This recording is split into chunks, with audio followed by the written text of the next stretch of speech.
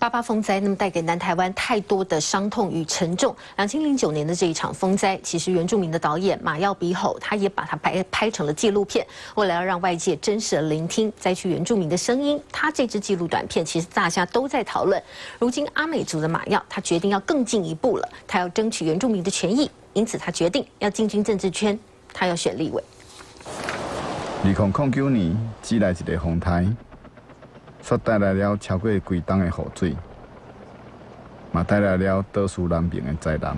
湍急的洪水冲刷了整个纳马夏乡的卡纳富族部落，一幕幕触目惊心的骇人景象，让当时拍摄88风灾纪录片的原住民导演马耀比吼刻骨铭心。不想再让原住民像是台湾的次等公民，马耀决定跳出来拼立委。我在这里正式的宣布，马耀比吼将要参选立法委员。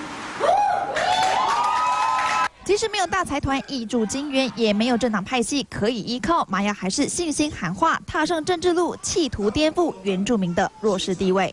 400年前开始，历代的统治者从来没有带一片土地上来，带的都是长枪跟大炮。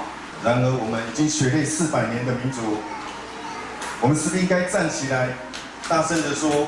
我们要改变，我就是要改变，我就是要改变，就是要改变。阿美族导演马耀已经扛起400年的原住民尊严，争取2012平地原住民立委，自嘲几乎是不可能的任务，但马耀顶着满腔热血，要用温度感动每一村部落。